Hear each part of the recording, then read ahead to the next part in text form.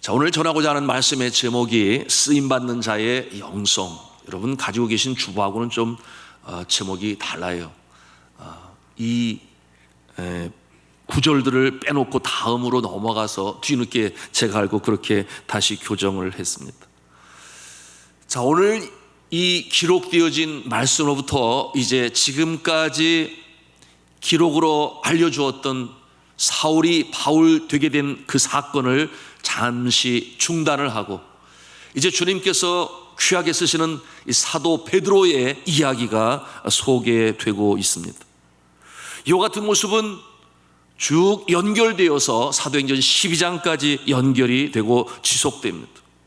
제일 먼저 나타나는 모습은 해안가 지역인 루다라고 하는 곳에서 일어난 사건을 소개하고 있습니다. 여기에서 베드로는 8년 동안 중풍병으로 알아누웠던 애니아를 고칩니다. 그 결과 루다에 사는 사람들뿐만 아니라 그 이웃 지역인 사론에 사는 사람들까지도 예수를 믿게 되었다. 그와 같은 놀라운 능력의 역사를 우리에게 소개하고 있습니다. 그런가 하면 그 다음에 이 베드로는 루다에서 또 거리가 떨어진 요빠라고 하는 지방, 그 거리가 약 18km 정도 됩니다. 병들어 죽은 주님의 여제자인 다비다, 그 다비다를 살리는 놀라운 역사를 행합니다. 이로 인해서 요빠에 사는 사람들이 또한 주님 앞으로 돌아오는 크고 놀라운 역사를 일으킵니다. 그럼 일찍이 예수 그리스도께서 제자들에게 말씀하셨습니다. 나를 믿는 자는 나의 하는 일을 저도 할 것이요 또한 이보다 큰 것도 하리니, 그렇게 요한복음 14장 12절에 약속을 하셨는데, 이 말씀이 오순절 성령 강림 이후로 이제 제자들의 사역 가운데 이렇게 나타나고 있음을, 실제로 역사하고 있음을 나타내 보여주는 것입니다. 우리는 이처럼 놀라운 역사를 행하는 베드로, 이 사도 베드로의 모습을 바라보면서 한편으로는 경외감이 우리의 마음에 들기도 하고, 또 한편으로는 나도 그렇게 주님 앞에 크게 쓰임을 받을 수 있다면 얼마나 좋을까 하는 그와 같은 거룩한 부러움을 마음에 담게 됩니다. 여러분, 오늘 말씀에 등장하는 이 사도 베드로의 모습 가운데에서 우리가 배우고자 하는 이 쓰임 받는 자의 영성, 그것은 무엇일까? 오늘 우리가 함께 그 은혜를 나누고자 하는 것입니다. 그 쓰임받는 자의 영성, 우리가 세 가지로 오늘 말씀 속에서 발견하는데, 그 첫째는 무엇이냐? 겸손이라고 하는 것입니다. 여기서 말씀하고 있는 겸손이라고 하는 것은 오직 주만을 높인다, 그런 뜻을 가지고 있는 것이에요. 여러분, 이와 같은 놀라운 기적적인 일을 행하면서도 이 사도 베드로는 아주 겸손했습니다. 주님의 이름만을 높이고 자신의 이름을 결코 나타내지 아니하는 이 사도 베드로의 모습을 우리가 발견합니다. 그가 걷지 못하는 이 중풍병자 애니아를 이제 일으켜 세우면서도, 또한 다비다를 살려내는 일을 감당하면서도 그 모든 치료의 근원이 누구시다? 예수님이시다. 예수님의 이름을 높이고 자신은 감추는 그 같은 모습을 우리가 대할 수 있습니다. 자, 오직 예수, 모든 치료의 근원이 어디 있느냐? 오직 예수 그리스도라고 하는 사실을 아주 명백히 밝히는 모습을 볼 수 있어요. 그럼 이와 같은 모습은 놀라운 변화예요. 베드로가 어떠한 자인 줄 알지 않습니까? 저가 앞에 나서는 것을 너무나 좋아했던 자였어요. 그리고 그 제자들, 예수님의 제자들 앞에서 자기가 으뜸이다, 그러므로 다른 제자들이 고백하지 않을 때 주여 나는 죽기까지 주를 따르겠나이다, 그렇게 큰 소리로 호언장담했던 자였어요. 물론 그와 같은 모습은 나는 예수를 알지 못한다고 3번이나 부인하는 모습으로 처참하게 깨어지게 되었고, 그리고 밖에 나가 심히 통곡하였다, 그와 같은 변화의 역사를 체험합니다만, 여하튼 그가 가지고 있는 기질 자체가 남들 앞에 나서는 걸 좋아하고 으뜸인 그 모습을 바라보고 지향했던, 추구했던 그 모습이었는데요, 완전히 다른 모습이 되었습니다. 그러니 정말 사도다운 사도의 모습이 되었는데요, 철저히 자신을 부인하는, 주님만을 높이는 이와 같은 모습, 오늘도 말씀을 통해서 우리가 발견하는 것입니다. 여러분이 애니야의 중풍병을 고치면서 다른 말은 하지 않아요. 그가 강조하고 있는 내용이 뭐냐? 예수님의 이름만을 높이고 내세우는데요. 우리 오늘 하나님의 말씀 34절 말씀, 34절 말씀을 같이 읽도록 하겠습니다. 시작. 베드로가 이르되 애니야야, 예수 그리스도께서 너를 낫게 하시니 일어나 내 자리를 정돈하라 한데 곧 일어나니. 예수 그리스도께서 너를 낫게 하시니 일어나라. 예수 그리스도께서 너를 낫게 하시니 일어나라. 여러분, 이와 같은 표현은 무엇을 보여주는가? 이 치유의 근원적인 역사, 이 치유의 근원이 100%가 주 예수 그리스도께 있다라고 하는 것을 이렇게 표현하는 것이에요. 자신은 온데간데 없어요. 오직 주님의 이름만을 높이는 이와 같은 모습, 우리가 베드로로부터 배우는 영성인 것입니다. 여러분, 사도 베드로는 알고 있어요. 그처럼 병자를 고치는 놀라운 신유의 역사를 이렇게 놀랍게 나타난다 할지언정 저가 예수의 이름을 구세주로 믿지 아니하면 아무런 소용이 없다 하는 것을 저가 아는 거예요. 그러니 그 목적은 무엇이냐? 예수님을 구세주로 영접하는 일로 이처럼 신유의 역사를 행하니 예수의 이름을 높일 수밖에 없는 것 아니겠습니까? 자, 우리가 따라야 할 영적 교훈이죠. 여러분, 그러므로 우리가 배우는 이 교훈, 시대를 초월하여 어느 때이든지 주의 이름을 높이며 자신은 겸손한 모습을 갖는 자, 주님께서 쓰시는 역사를 우리가 볼 수 있어요. 주님만을 높여야 합니다. 그러니 주의할 것은 스스로 겸손해야 하고 겸비해야 하고, 또한 어떤 능력 있는 영적 지도자를 바라볼 때에 그를 영웅화하거나 우상시하는 것 절대 금지해야 합니다. 주의해야 될 부분이에요. 왜냐하면 사람이라는 언제고 일이 잘 되어 갈 때에 우쭐하는 그 같은 마음이 있어요. 그것이 죄성에서 비롯된 것입니다. 문제는 그 교만에서 타락이 시작이 되었고 이단의 교주가 등장하였으며 잘 사역하던 주의 종이 첫사랑을 잊어버리고, 그처럼 그 이름이 많은 사람들에게 알려지고 역사를 감당했던 그가 너무나 그 마지막 모습이 비참해지는 모습을 볼 수 있기 때문에 그러합니다. 그와 같은 상황 가운데서 거룩함도 잃어버리는 모습을 보니 우리는 늘 겸손함으로 허리를 동여야 하겠습니다. 자, 그런가 하면은 이와 같은 모습을 우리가 예수님의 모습을 통해서 발견해요. 여러분, 예수님께서 광야에서 시험을 받을 때에 사단이 예수에게 다가와 시험한 두 번째 시험이 바로 이 교만애로의 유혹이요, 시험이었습니다. 여러분, 말씀에 보면 이 사단이 예수 그리스도를 어디로 데리고 가는가? 말씀에 보니까 마태복음 4장 5절에 마귀가 예수를 거룩한 성으로 데려다가 성전 꼭대기에 세우고 그랬어요. 여러분, 거룩한 성이라 그랬습니다. 이 거룩한 성이 어디겠어요? 예루살렘 성이에요. 여러분, 예루살렘 성은 예루살렘에 위치해 있는데 예루살렘은 산 위의 동네예요. 높은 곳에 위치해 있습니다. 그 높이가 해발 754m예요. 남산이 몇 미터인 줄 아십니까? 남산이 270m예요. 거기만 올라가도 이 서울 시내가 거의 다 보여요. 그런가 하면 가까이 있는 높은 산 관악산은 몇 미터인가? 632m인데 예루살렘이 754m, 산 위의 동리죠. 그리고 예루살렘에서도 가장 높은 곳 모리아 산상 위에 예루살렘 성전이 세워져 있습니다. 그리고 예루살렘 성전의 가장 꼭대기로 예수 그리스도를 데리고 가서 라고 하는 이와 같은 말씀에 영적인 의미가 있으니 이와 같은 모습은 높은 곳, 영적으로 교만함을 느낄 수밖에 없는 그와 같은 높은 자리에 세우고, 그리고 뛰어내리라 그렇게 시험을 합니다. 내가 뛰어내리면 주가 명하여 사자들에게 명하여 발이 땅에 떨어지지 않도록 받을 것 아니냐, 그 같은 내용으로 시험을 해요.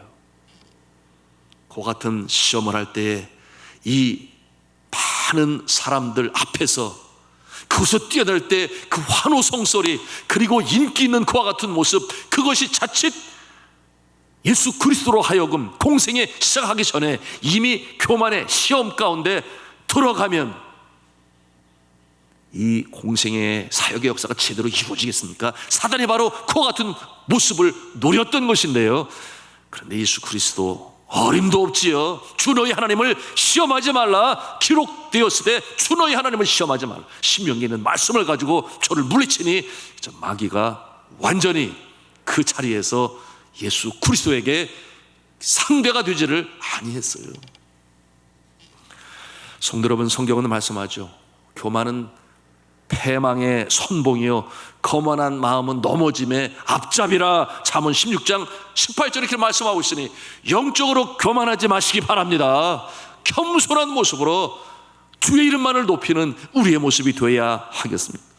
두 번째로 우리가 오늘 말씀을 통해서 배우는 이 쓰임받는 자의 영성, 그것은 무엇인가 하면 바로 사랑입니다. 좀 더 구체적으로 이 사랑을 말씀드리면 긍휼히 여기는 마음이에요. 여러분, 이 애니야의 중풍병을 고친 것이나 또는 이 다비다를 살린 것은 이스라엘의 땅 밖에서 이루어진 일입니다. 그곳에 살고 있는 사람들은 어떠한 모습이었는가? 당시에 소외되고 천한 계층의 사람들이었어요. 여러분, 이 요바라고 하는 곳은 예루살렘에서 68km나 떨어져 있는 곳이에요. 유대인들의 모습과는 상관이 없이 천대받고 소외당한 그와 같은 모습. 그런데 이 사도 베드로가 그들에게도 구원이 필요하다. 그곳에 가서 그런가 하면은 이 또 요바에서 룻다, 이 거리는 얼마나 되느냐? 또 한 18km 정도가 돼요. 그런데 오늘 말씀을 통해서 보니 이제 주의 사랑하는 여종 제자 다비다가 죽게 되었나이다. 그 소리를 들으니 곧바로 달려가서 그를 고치는 그와 같은 사도 베드로의 사랑 많은 모습을 보게 됩니다. 우리가 아시는 대로 베드로는 실패하였어요. 예수님을 모른다고 그렇게 3번이나 부인하였습니다. 그때 예수 그리스도께서 갈릴리 바다로 다시 찾아오시지 않으십니까? 그러고서는 그를 다시금 회복시키시는데 요한의 아들 시몬아, 내가 나를 사랑하느냐 3번씩이나 물어요. 왜냐하면 이 베드로가 3번이나 예수를 부인했거든요. 그래서 다시 한번 확인하고 그 트라우마에서 다시금 건져주시고, 그때 베드로가 고백하지 않나요? 내가 주를 사랑하는 줄을 주께서 아시나이다. 그와 같은 주님과의 대화를 통하여 그 심령이, 그 상처가 이제 치유함을 받아 회복이 되고 결심하고 다짐하게 되니 이제는 예수 그리스도의 그 회복하심을 통하여 사랑하는 마음, 내가 주를 사랑하는 줄을 주께서 아시나이다. 그러니 예수님이 뭐라고 그랬어요? 내 양을 치라, 내 양을 먹이라. 바로 예수 그리스도의 모습처럼 사랑으로 행하라. 그와 같은 말씀을 들었을 때 그가 행함으로, 실천으로 나타나는 그와 같은 모습이에요. 여러분, 이와 같은 모습, 그 사랑으로 섬기는 모습, 우리 예수 믿는 사람들이 언제나 마음에 담아야 할 예수님의 영성이요, 또한 이와 같은 모습 때문에 또 주님께서는 베드로를 이 능력을 행사하는 일에 계속해서 사용하시는 것입니다. 여러분, 그리고 다비다는 어떠한 존재입니까? 그 또 다른 이름이 도르가라고 그랬어요. 그 도르가라고 하는 것은 이름의 뜻이 있으니 그것은 뭐냐면 발빠른 노루, 그런 뜻을 가지고 있어요. 도르가. 그런데 그 이름처럼 그리스도의 사랑을 신속하게 아름답게 행했던 교회의 기둥 같은 여종, 그러니 남편을 여인, 어려움 속에 있는 자들을 위하여 많은 선행을 했었던 정말 귀한 여인이었는데, 그처럼 이제 주님의 품에 안기게 되었어요. 이와 같은 상황 가운데서 그 많은 선행과 구제의 덕을 보았던 사람들이 울었다 그랬습니다. 이와 같은 아픈 모습을 바라보면서 베드로가 그를 이제 살려내는 역사가 나타나는데, 여러분, 오늘 성경 말씀 9장 40절 말씀이에요. 같이 읽도록 하겠습니다. 9장 40절 말씀입니다. 시작. 베드로가 사람을 다 보내고 무릎을 꿇고 기도하고 돌이켜 시체를 향하여 이르되 다비다야 일어나라 하니 그가 눈을 떠 베드로를 보고 일어나 앉는지라. 할렐루야. 놀라운 역사가 이렇게 초대교회에 나타났어요. 죽은 사람을 살리는 역사, 믿겨지지 않는 역사가 그의 제자들 가운데도 나타났으니 베드로가 그러했습니다. 그런가 하면은 사도 바울도 그랬죠. 두기고가 높은 곳에서 밤에 말씀을 듣다가 졸아 떨어져서 그의 혼이 떠났다 그랬습니다. 그러나 말씀을 마친 다음에 그를 끌어안고 기도하여 다시금 살려내는 놀라운 역사가 나타났으니, 여러분, 이처럼 왕성한 하나님의 나라가 놀라운 신유와 그리고 죽은 자를 살리는 역사로 나타나게 되었는데요. 여러분, 하나님께 간절히 기도하고 다윗아 일어나라 그렇게 선포했을 때 일어나게 되었습니다. 자, 이와 같은 모습을 통해 우리가 깨닫는 바는, 여러분, 하나님께서 어떠한 자에게 은혜를 베푸시는가, 긍휼을 베푸시는가, 환난 가운데서도 다시금 일으켜 세우시는 역사는 오늘 이 다윗과 같이 주님의 사랑을 품고 영성을 가지고 또 베드로와 같이 즉시로 달려가서 어려움에 처한 자를 위하여 간절히 간구하는 그와 같은 마음, 바로 저와 여러분의 모습이 그와 같은 영성을 가지시기를 주님의 이름으로 축복합니다. 마지막 세 번째로 쓰임받는 주의 종 이 베드로를 통해서 우리가 배우는 영성이 있으니 그것은 뭐냐 하면 simple life. 이게 무슨 말씀이에요? 단순한 삶이라고 표현할 수 있겠습니다. simple life.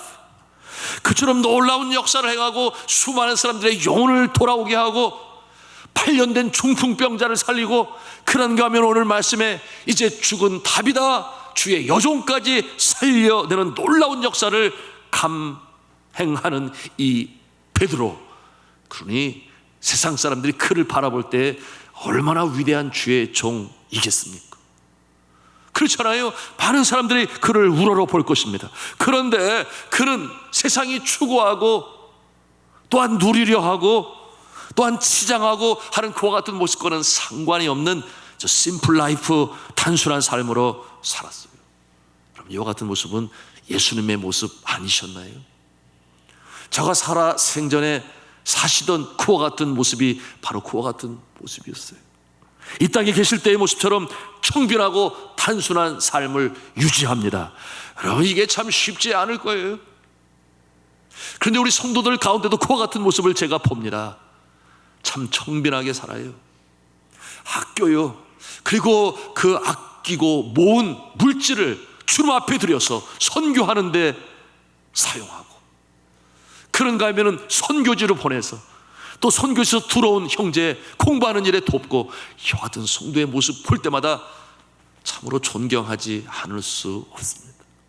여러분, 그리스도인의 삶이라고 하는 것은 세상 사람들이 추구하는 것처럼 향락을 누리고 또한 그것을 추구하고 그것으로 나의 만족을 누려고 하는 그와 같은 모습과는 너무나 다른 모습을 우리가 볼 수 있으니, 제가 미국에서 미시간주의 그랜드 래피즈라고 하는 곳에서 석사과정을 공부할 때, 그 그랜드 래피즈라고 하는 이 도시의 이 시민들은 어디 출신들이냐 하면은 더치라고 하는 네덜란드 사람들이 그쪽 지역에 터를 잡았어요.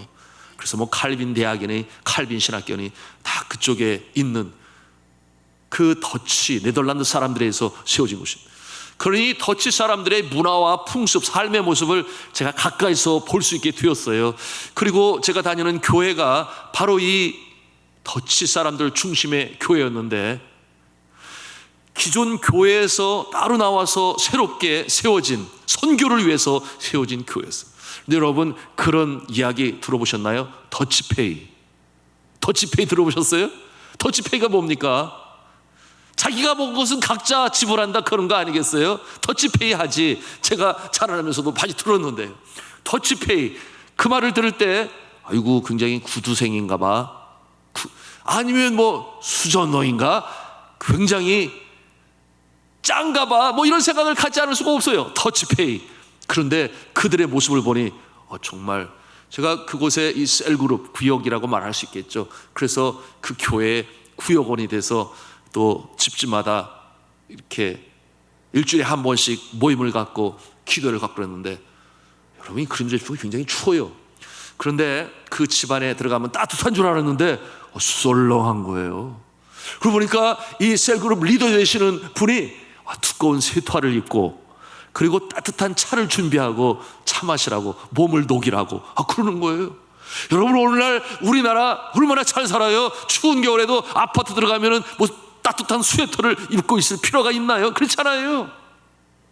그런데 잘 사는 그들이 집도 훌륭하고 내부 장식도 훌륭한데 추운 겨울에 온도를 높이지를 않아요. 겨울은 겨울답게 그와 같은 모습으로.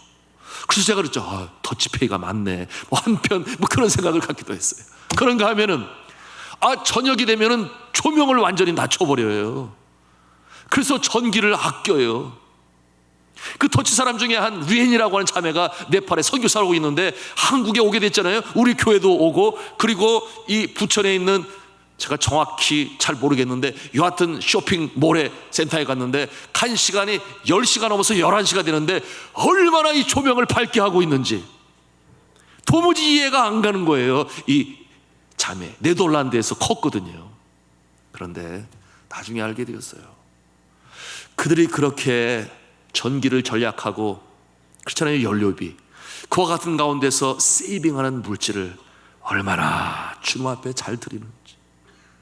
그래서 다니는 교회가 선교를 위해서 다시금 개척되어진 교회인데 거기에는 보통 아프리카나 아메리칸이라고 그래요.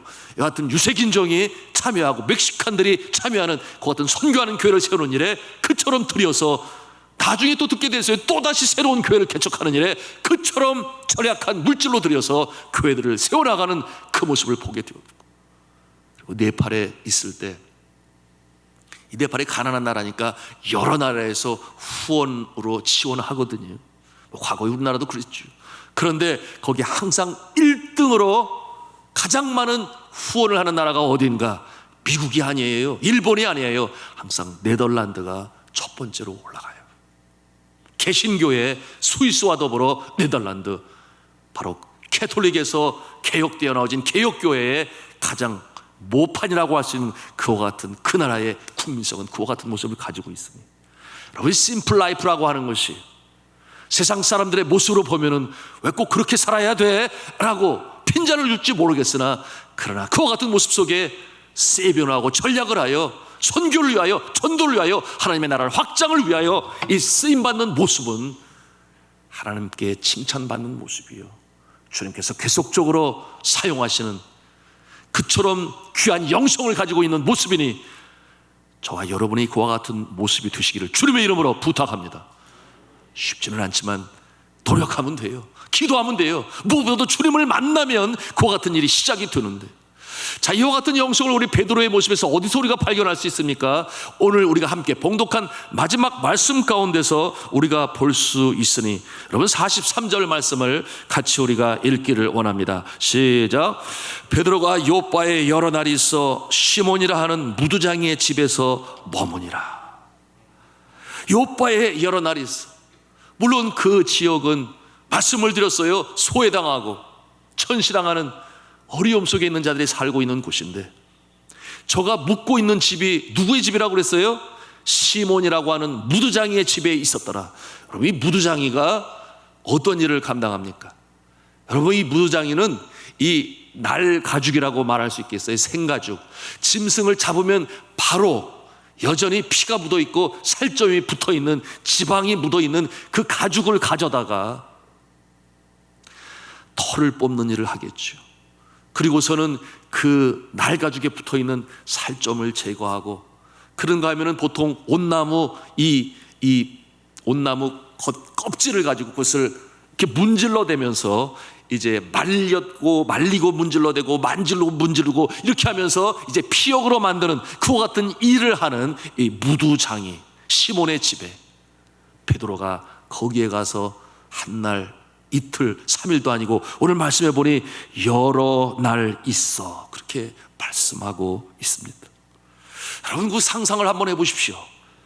여러분, 그처럼 걸어서 다니며 복음을 전해야 하는 사도 베드로, 얼마나 그 육신이 지치고 힘들까요?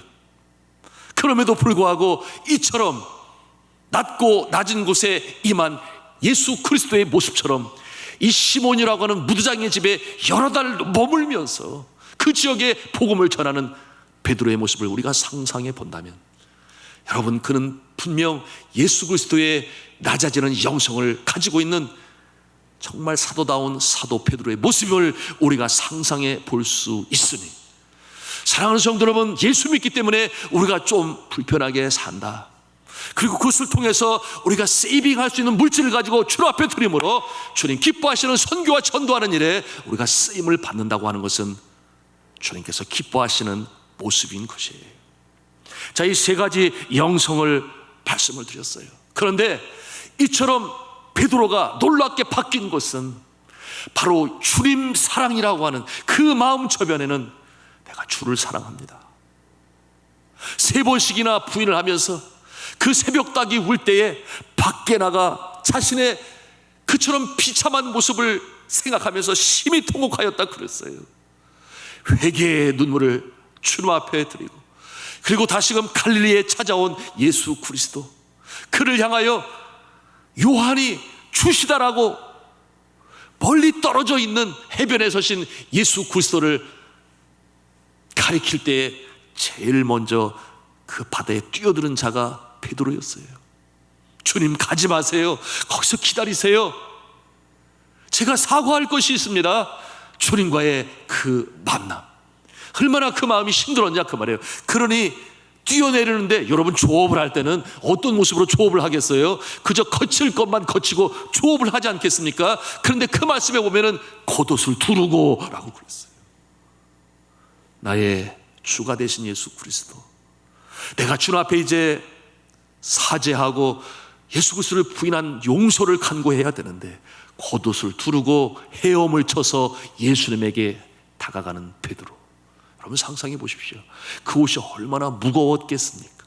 그리고 뒤에서 제자를 태운 배가 그 뒤를 쫓았다 그랬으니, 그처럼 헤엄을 쳐서 가서 예수님을 만나고, 그리고 주님과의 대화 가운데 다시금 상처로 트라우마로 너무나 힘든 그 마음이 소생함을 맛보고, 이제는 주를 사랑하며 살아가리라 예수님께서 말씀하신 내 양을 먹이라, 내 양을 치라, 주님 사랑이 회복이 되니 이와 같은 영성의 소유자가 되었어요. 겸손하고 긍휼이 많은 사랑의 모습으로, 그리고 심플 라이프, 단순한 삶으로 살지만 주의 영광의 역사를 체험하고 놀라운 능력을 행사하고 수없이 많은 사람들에게 이 복음을 전하여 영혼을 구하는 놀라운 역사. 사랑하는 성도 여러분, 주님의 사랑이 이 밤에 회복될 수 있기를 주님의 이름으로 축복합니다. 찬송할 때에, 기도할 때에 이 밤에 우리가 주님을 만나야 돼요. 그래서 사랑이 회복되어서 주의 능력으로 어려운 세상을 이겨나가시는 승리로운 복된 우리 성도님들 다 되시기를 주님의 이름으로 축복합니다.